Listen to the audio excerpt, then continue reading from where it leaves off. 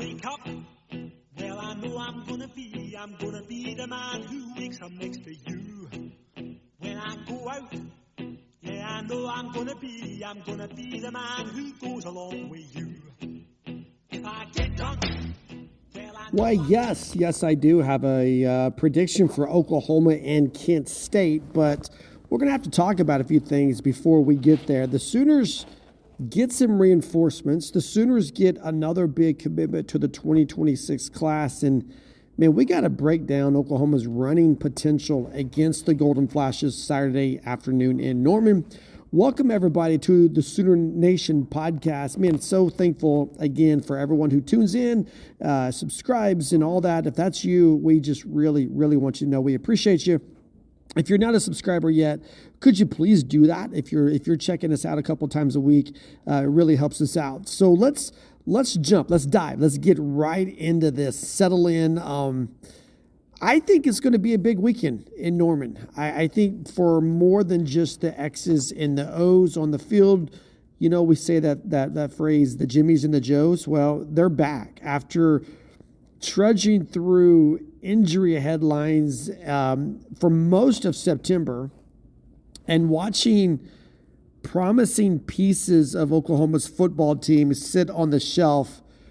We finally got some positive news this week. Giovanni Gibson, Eli Bowen, both expected to return this Saturday. And look, make no mistake about it, especially with Gibson, well, really with both of them, their arrival is more than just adding depth to a stacked roster. I think it raises Oklahoma's ceiling in a way that the program needs, even in light of the situation that is developing at quarterback with how long is John Mateer out. Well, even with that in mind, I think this elevates what Oklahoma potentially could achieve this season. So let's walk through why this matters. Let's look at what changes and kind of what doesn't change, how these two guys could shift momentum as Oklahoma heads in, not to Kent State, but that gauntlet that follows Saturday. You know, through September, you know the Sooners navigated this, I'm going to use a phrase, delicate balance, right? Because they've handled their business. They've won the games. They've held on to the leads. The only time they've ever trailed was for that brief moment against Auburn. Most importantly, they stayed undefeated. But there's been this constant whisper around the program. Can they maintain peace? Can they maintain pace? How's that? Can they maintain the pace that they're on when they're fully intact, or will they take it a notch up? Because depth has covered some of the cracks, offensively and defensively. You've got young players like Cortland Gilroy who stepped in, but there have been stars missing, and you feel it. You see it on the field. And that's why the developments of this week, they don't just feel like a sense of relief. They honestly feel like opportunity. Because for a few weeks, both Gibson and Bowen, they've been practicing. And all that does, knowing that, builds anticipation amongst Sooner Nation. As they inch back towards readiness, man, we want to see what does that translate on the field in terms of how this team looks. And now we're going to see it. Brent Venables confirmed it this week. Exact words where we got a couple of guys coming back this week in Giovanni Gibson and, provided there's no setbacks, Eli Bowen. They've been practicing for the last couple of weeks, so we'll give them a little action and see where they're at. That's the official stamp. So they're not ghosts on a depth chart. They're expected to play. And I don't know that, honestly, that you expect a lot of contribution, maybe more so from Gibson than Bowen. But I do think you see them immediately affect the pulse of this football team. Because what you want to do is you want to get them some run, right? But really where you want them to be noticeable is the following week at the Cotton Bowl in Dallas. But let's start with Gibson. Let's start with the big body receiver that Oklahoma's been missing. Because when they brought him in from Arkansas Pine Bluff, the expectations were high. 6'2", 211 pounds. He brings this physical profile that Oklahoma needs for a guy who can stretch the field, a guy who can make, that contested catch. And people rave about his body control. They rave about his strength after the catch. But for me, I love the fact that he's described as a guy who doesn't need separation in order to win. But to me, the biggest asset that he has is a vertical threat that has to be paid attention to. Last season, he caught 70 passes for 1,200 yards, 9 touchdowns. That is a workmanlike excellence from this receiver who is a vertical threat. Because he's the kind of guy who will make a defender pay for a mistake. And we saw that in the spring, right? He looked like one of the first names on the depth chart by the way he played in the spring, but then the broken leg put him on the shelf. Now you've got him coming back for Michael Hawkins, and that changes the dynamic. I mean, there's already pressure on Michael Hawkins to step in while John Mateer rehabs. But he's taken over an offense that averages 305 yards per game through the air, 17th nationally. So that's not small cheese. And you've got weapons there. You've got Deion Burks, you got Isaiah Satania, you got Keontae Lewis, you've got Jaren Kaenig. But what Gibbons gives Hawkins is that big weapon in tight windows. That target who can make a catch in traffic and then break tackles. And that's what Venables praised him for. I mean, this is what Coach said. He's got tremendous catch radius, very strong hands, tremendous body control, and run after the catch. He can break tackles. He's always open. He's just one of those guys. And Brent Venables is not really a guy who's into hyperbole. I mean, for a young quarterback now to have that kind of margin, I mean, he's open when you don't think he's going to be. That's invaluable. And it's going to help when pressure rises, when windows shrink and defenses sell out to stop the run. Or when they try to take away the deep threats. I mean, there's so many more options now. And this, no doubt, will make life easier for Michael Hawkins on Saturday. But again, what you're looking at is the next Saturday. And then there's Eli Bowen. I mean, Gibson draws his own headlines, but I think the return of Eli Bowen is probably more consequential. Because last season as a freshman, he kind of just burst on the scene. He was that guy who made plays when they mattered. Yeah, I mean, sure, he looked like a freshman at times. But then at other times, man, he looked like the big dog out there. Of course, we're all going to remember that interception against Alabama. That was kind of a game-changing momentum type thing. But once again, you're talking about injuries that shut him down throughout fall camp and so far through the first 4 games of the season. And why Cortland Gilroy has been admirable, man, you look at what Bowen has instinctually, that ability to jump routes, that playmaking nature that he has, and you're bringing that into a secondary that while disciplined, it's yet to produce turnovers. So now Oklahoma doesn't just add a body with Bowen, they add an instinctive weapon. And that's why I think it's more consequential. Because we're talking about a defense that's gone 4 games without forcing a takeaway. It's hard to describe Oklahoma's defense as elite because of that one category. I mean, pressure on the quarterback, elite. Dominating the line of scrimmage, elite. Cleaning up the trash from the linebackers, with the linebackers, elite. But you've got to get this final aspect down. You've got to get You've got to get turnovers. I mean, there's just no way around it. You've got to get them. And I think Bowen's return gives Brent Venables that option. It gives not just in terms of depth, it gives breathing room for various matchups. It gives flexibility in coverages. And I think the spark, hopefully, that spark that the defense needs in the area of forcing turnovers. And look, I mean, the timing's kind of perfect here for Oklahoma to get both of these guys back on the field because Kent State, I mean, it's a forgiving opponent. There's not a better place on the entire schedule. Go all the way back, to game 1. There's not a better place to ease both of these guys back in to the mix without risking adverse outcomes.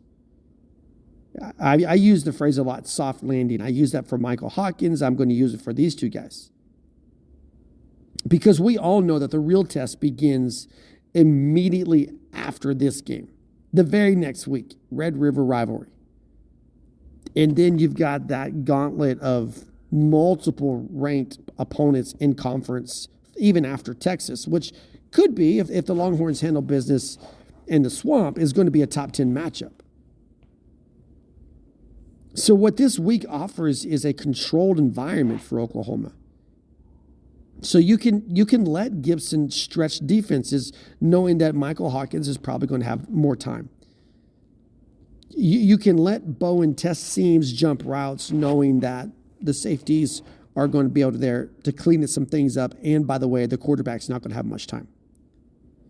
And that allows the coaching staff to see where both of these guys are. Now, the margin of error is still low, but the margin for the upside is expanded.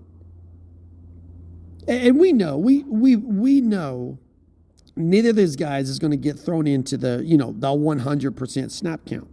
I don't even expect Bowen to start. I think the staff has been cautiously careful in getting these guys back healthy. I think they're going to take the same approach with integrating them into the game, limiting their exposure initially. But, I mean, even if they're in for a handful of impactful plays at just the right moment, even if the Gibson makes one contested catch, even if there's one forced turnover,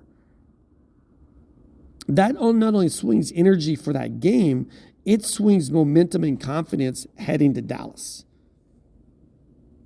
And when I said about raising the ceiling, I do think there's a chance here to be realistic about improving this team, even in the light of your starting quarterback being out. I mean, you don't want to overpromise. I mean, Oklahoma's offense doesn't instantly become perfect, but I think that just removing that what if factor moves you up a notch. What if Gibson was available for this game? What if you had someone who was consistently stretch the field, someone who could make those contested catches? Well, now you don't have to ask that question anymore. You got it. You know it. And if Gibson settles in quickly, man, defenses immediately are going to have to account for him. The Texas coaching staff is going to have to scheme if he goes out and makes a couple of good catches on Saturday against Kent. And what that's going to do is I think it's going to open running lanes. I think it's going to improve play action. And I think it's going to take pressure off of your quarterbacks, be it Michael Hawkins or John Mateer. And on the other side of the ball, if Bowen brings back, that knack he has for breaking routes and creating turnovers, then you've got a defense that's going to probably start producing those game-changing type plays rather than just bending. We've seen the defense bend but not break. What if they don't bend at all now? And if you combine these two aspects, you have a team that's not just surviving adversity, is preparing to continue to dominate and make that the normal pace of what they do. Because you're inching closer to having healthy lineups on both sides of the ball. And again, you don't want to just compete in this conference. You want to be a threat to control this conference. So obviously, we're going to talk more about Kent State here in just a few minutes. But when it comes to this game, it's one of those things, I always say the game within the game. Because you don't just want to watch for the score, which I'm going to give you my prediction. I think you'll like it. You want to watch for the return of promise. You want to watch whether Gibson looks natural or whether he's forcing things. You want to watch whether Bowen gives us a flash of what we saw in that ball-hawking freshman in 2024. You want to watch for the balance on the offensive side of the ball. You want to watch for execution on the defensive side of the ball. And you want to see that Oklahoma can demonstrate that it hasn't lost its national ambition. That, in fact, they think higher themselves even now, even more. Because if both guys can return on Saturday, let's just say 90%. 90% of what they had been. This team is in a stronger spot than it's been all season long. And this Kent State game, it could be remembered not just as the win, but again, it's that point where we gained our confidence in not just who they are, but what they can truly accomplish this season. So welcome back to the Sooner Nation podcast. I want to step away from game preview for just a minute. I want to talk about one of the more, I believe, under the radar recruiting commitments that Oklahoma just landed on Wednesday. Braden Allen is a dynamic receiver out of Lafayette, Louisiana. And it's not just adding another receiver to a 2026 class. It's a move, I think, that says a lot about how Oklahoma is building towards the SEC, rising, I guess, in the SEC. Let's dive in. Let me explain what I mean. When you hear commitment these days, you always have this sense of skepticism, right? It's just hype. It doesn't, does it change something? Is this guy going to commit somewhere else when they drop a bag in front of him? But I think in this case, I really believe it changes something that maybe more people will notice this right away. Here's what I'm getting at, okay? I'm doing a bad job at explaining this. This is a young man who flipped his commitment from Tulane to Oklahoma. I know, we'll talk about it. Tulane, okay, I get it. But he gave Oklahoma a boost in recruiting battles that go beyond geographic lines. He becomes the 20th commitment in this 2026 class. He's the third receiver in the class. And that alone tells you that the staff sees him as a piece to build with, not just kind of a luxury. But what's key is not his numbers, and they are impressive, but it's really the trajectory. He's already shown that he can produce at a high level. And now he's stepping into a program that honestly can accelerate his growth. And what made Oklahoma chase him so hard was what he did as a junior in high school.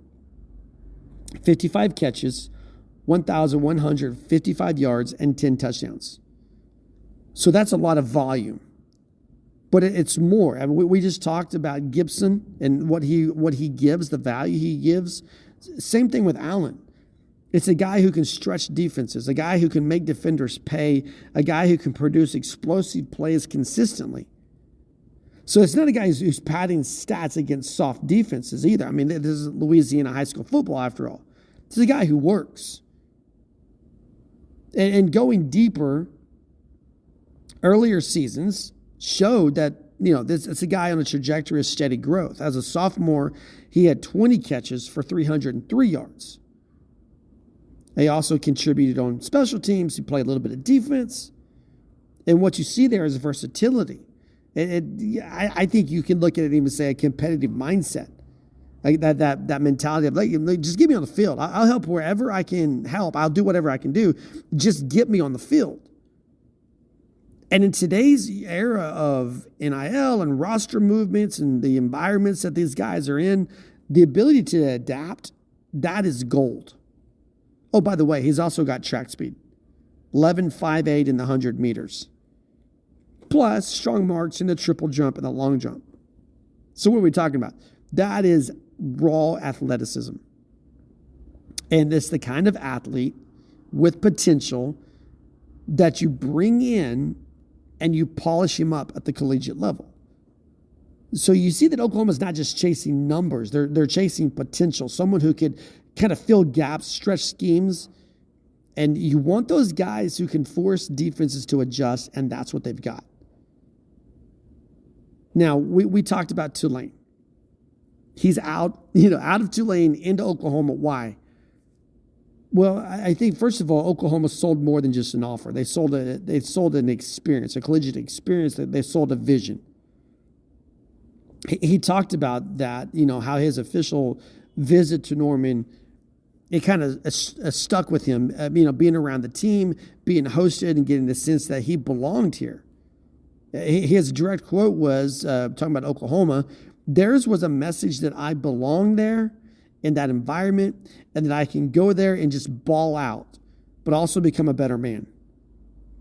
So that's not just recruiting fluff. That's a deep alignment with the program identity. He made a connection with 2026 quarterback commitment Bo Bentley. And Allen said that there's opportunity to catch passes from a quarterback he respects, and that made Oklahoma even more attractive. I don't know that that's a shot at what's happening down, in New Orleans with Tulane. It's just, I think it's more about synergy with the other guys that Oklahoma has in his 2026 class. Because receivers, they want to know who's throwing them the football.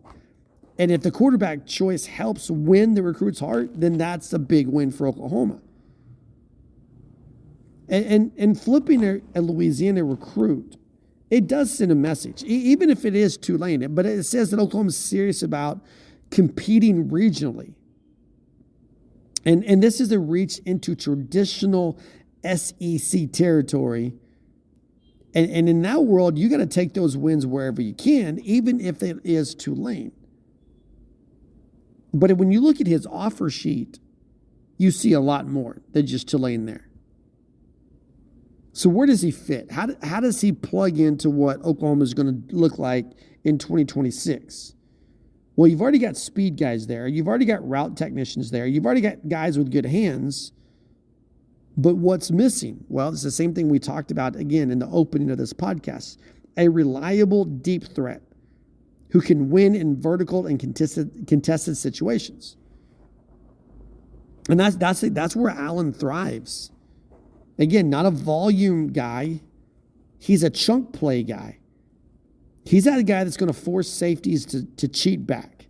He's that guy that's going to create space underneath for others to find open coverage.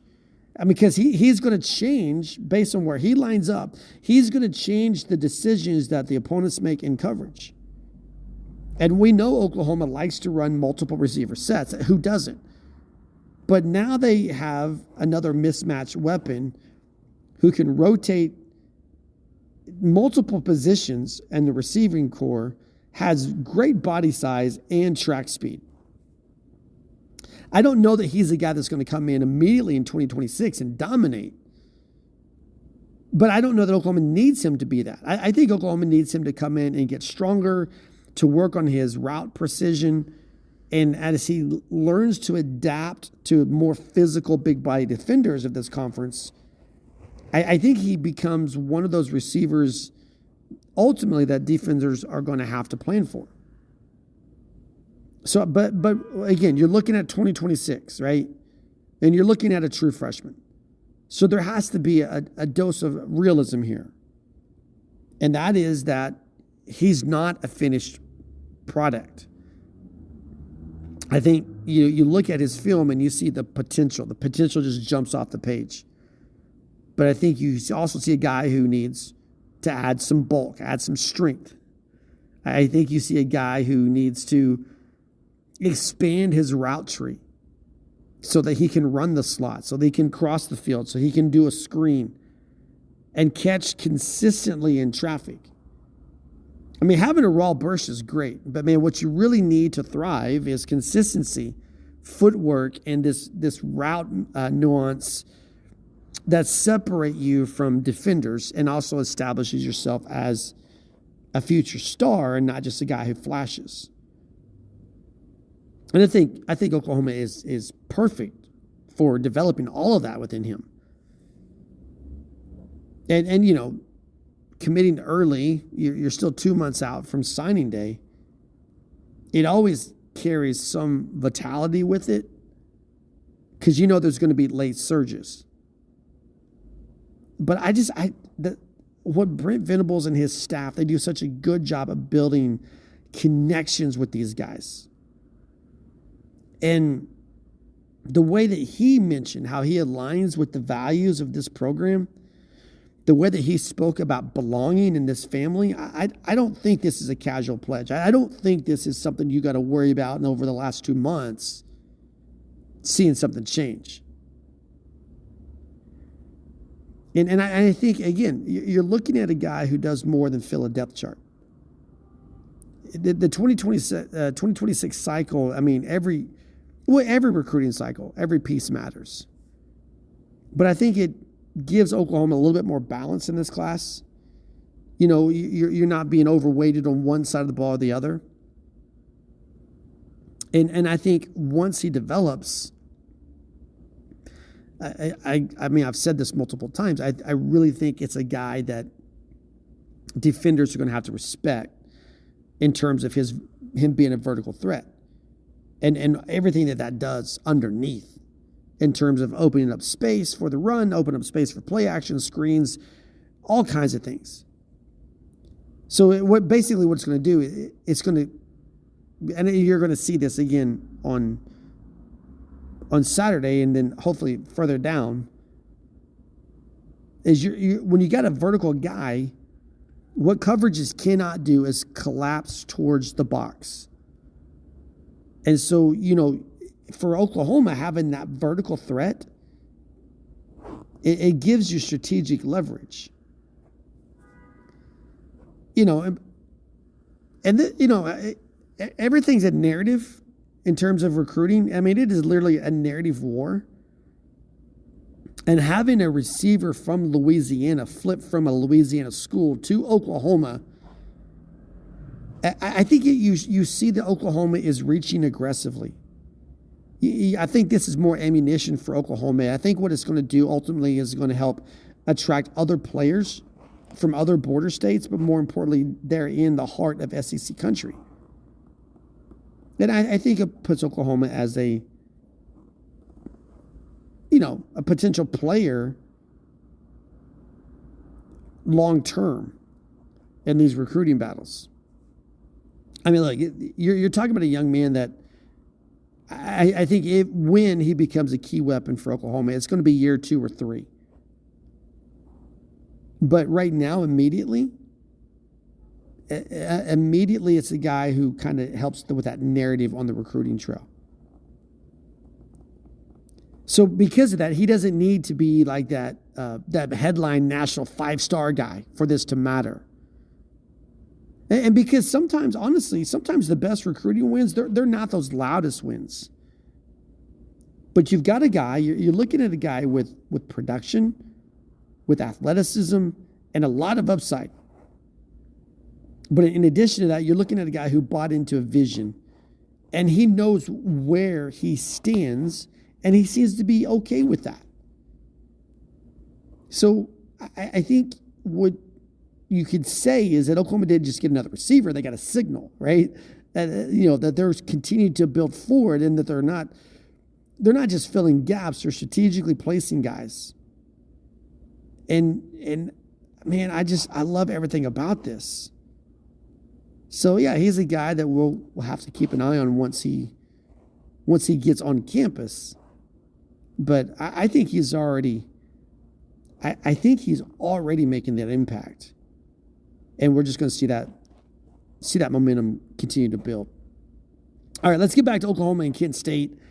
If the Sooners can't run the football this Saturday, I don't think they're going to run the football all season.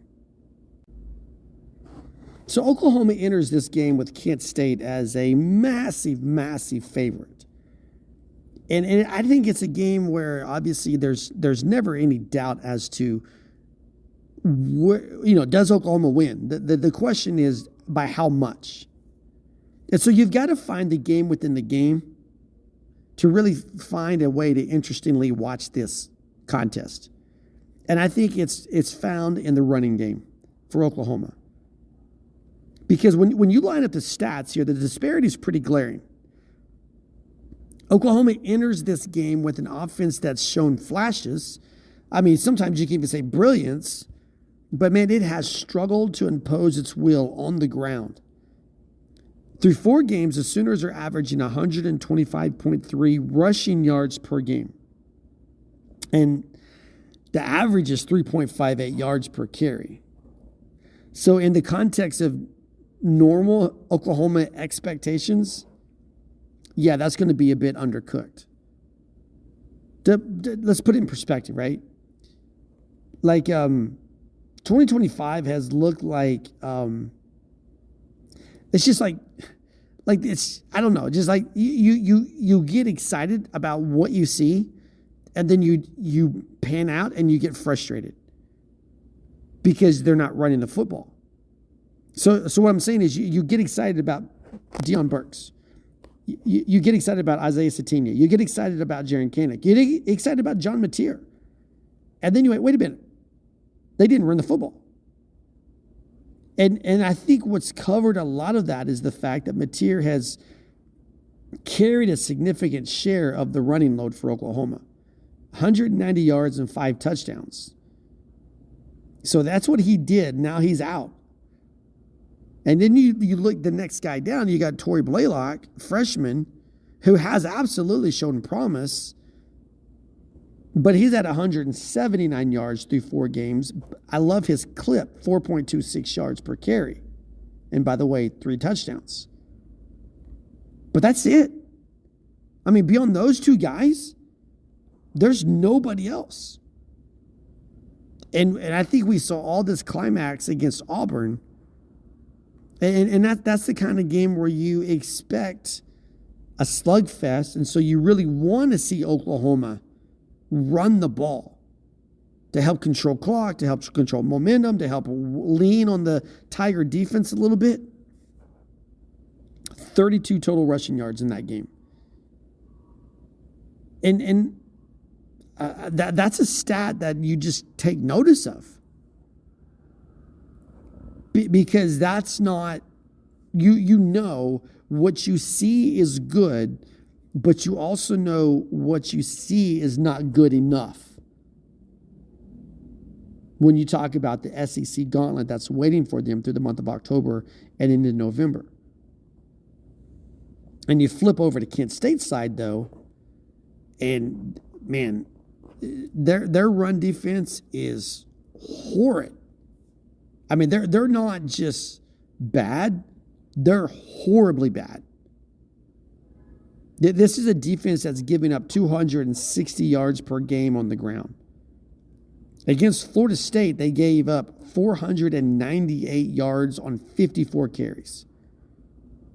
Texas Tech, 230 yards. So, I mean, look, they're not just... it's not just a vulnerable defense. This is a gaping, porous defense against the run.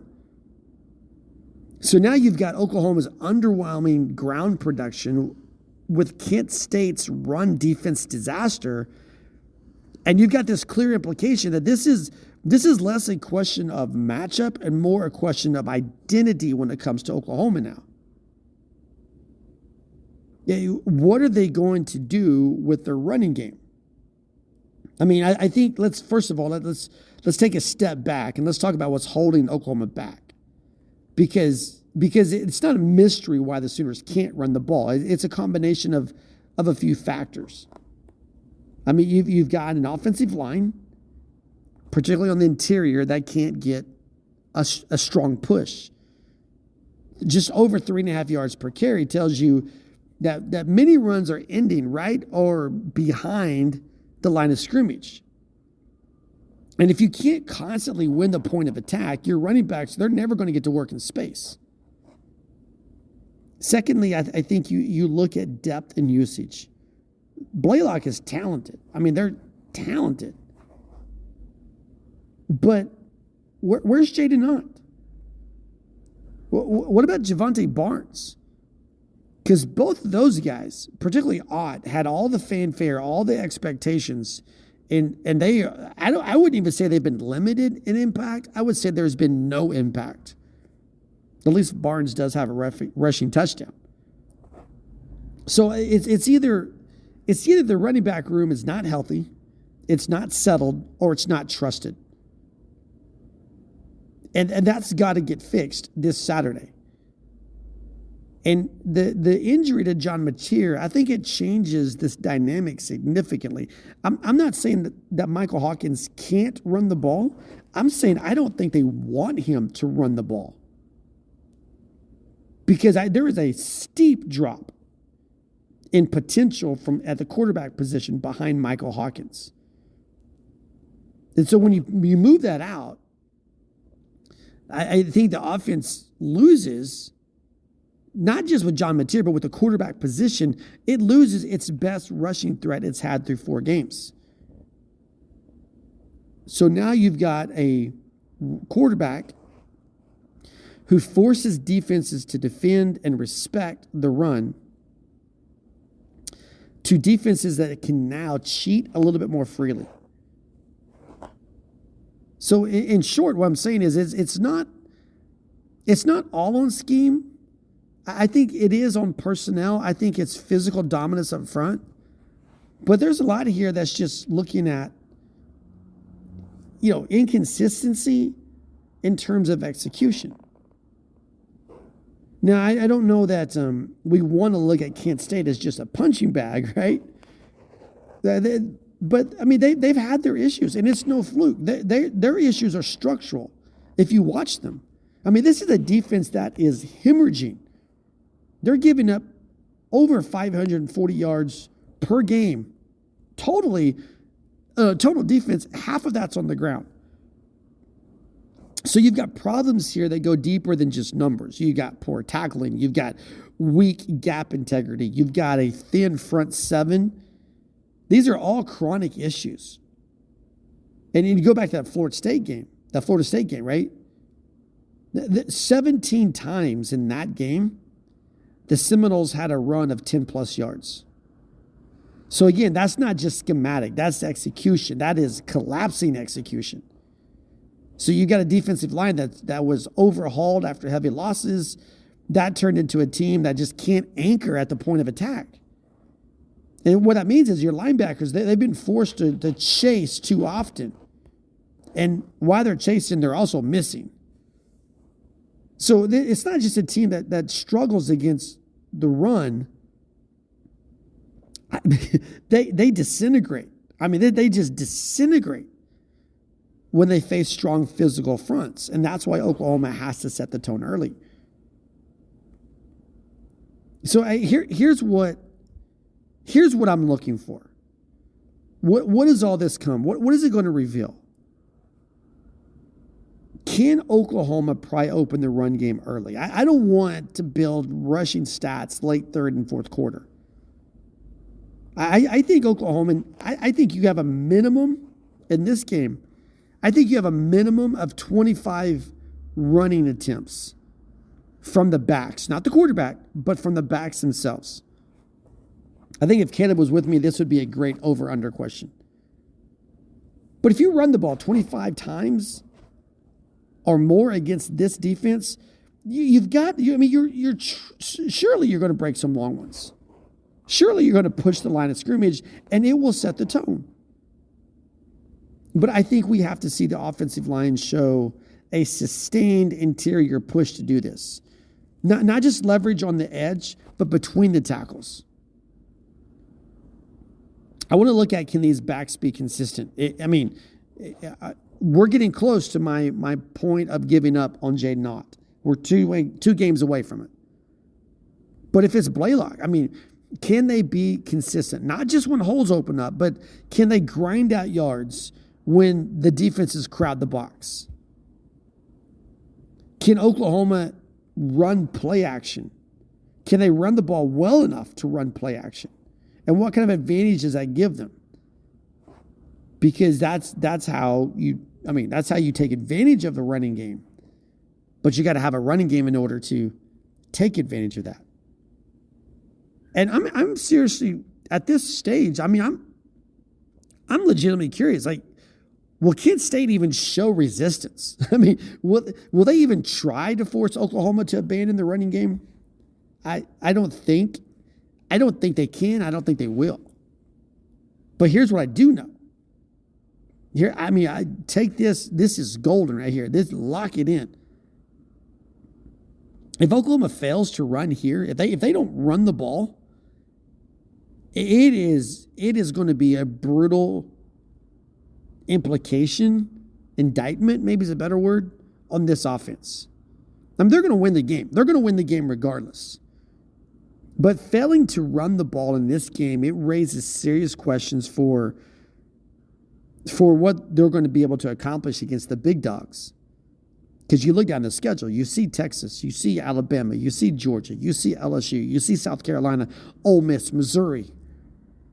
And if you can't run the ball in Kent State, why would any of those teams fear Oklahoma's running game? So the Sooners they're favored by 44.5 points. We talked about this a little bit on Tuesday. You've got an over-under of this game at 53.5.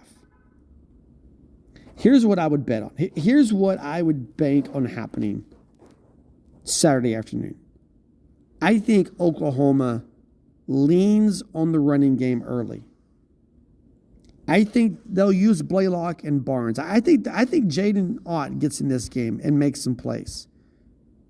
And I do think you're going to mix in a little bit of quarterback run, just kind of as a probe for Kent State, but also so you can put something on film for the opponents down the road. And I think you're going to see them have success early, some medium gains, and I think ultimately in the first half even, you're going to see them break some big runs. I think Oklahoma runs not just like one player, collectively. I think Oklahoma runs over 200 yards in this game. And I think it's going to turn into partially a show of strength where the run sets up the pass. And as the defense creeps up a little bit more and more and more, maybe you'll see some deep shots. But somewhere midway through the second quarter, I really expect Oklahoma to have a comfortable lead. I really do. And maybe you see garbage time plays, from Kent State. But I think Oklahoma puts together clock drives. I think by the third quarter, your backups are rotating in.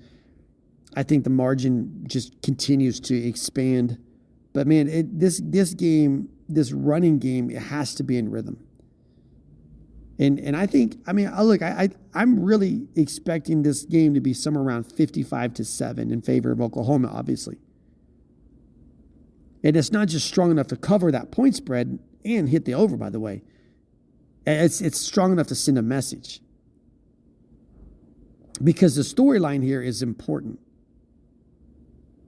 Oklahoma needs to validate the belief, not just within themselves, not just in the fan base, but across the conference, that they can run the football. So they don't need to dominate in the first drive. They need to prove it to themselves through the second, third, fourth, and throughout the game that they're capable of being a balanced offense. So this game, it's more about the game. The game itself should be a comfortable win.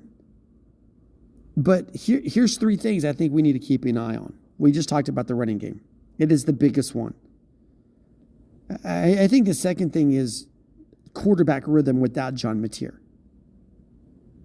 They still need stability under center. Michael Hawkins, from what we've been told, is going to be able to do that. So, timing throws, getting the ball out quick, managing RPO looks. Michael Hawkins against this defense cannot look choppy. Because this is a Kent State secondary that's not going to be a strong test. But rhythm now means confidence later. And I think the third thing I want to look at in this game, it's defensive focus. Because this is the type of game when you know you've got Texas next week that it's easy for a defense to relax. But the defense needs to set the tone. They need to send a message. And this is an opportunity to, for the 5th game in a row, to dominate the line of scrimmage defensively, to limit explosive plays or eliminate them altogether. And then later on, you get to work on building that depth with the younger players. But the standard is the standard, no matter who your opponent is. And I do think, I think if Oklahoma handles the business in all those 3 areas, that this game's over by halftime. And like I said, 55-7, that's my official score prediction. I expect a dominant performance. I expect a reset for Oklahoma's running game. And I think Oklahoma rolls into next weekend with momentum. We always look at cupcake games and say, win big, don't get embarrassed. But this game with Kent State, it's more than that. I honestly believe it's a reset. It's about confidence. It's about letting the offense breathe a little bit after what's been a stressful 2 weeks with the hand injury to John Mateer. It's about showing that even in adversity, even when you face injuries, when you have that uncertainty, that they still believe in who their identity is and they execute according to that identity. And I mean, this is a crazy analogy, but Kent State's defense, man, it's a hand grenade of weakness. So the question is whether Oklahoma is going to throw it. Will they let it blow up? Will they walk around it? What are they going to do with it? Because that's the answer. That answer is going to define this final stretch of the season more than any single matchup to this game. So we'll be back. I mean, we'll be back Sunday. Maybe Caleb will be with me. Maybe he won't. I don't know. But we will talk about that, and that's going to lead us into Texas Hate Week and the Red River rivalry. Enjoy your football this weekend. Thanks for hanging out with us. Wherever you're catching us, again, thanks for being with us. Give us a like. Give us a subscribe.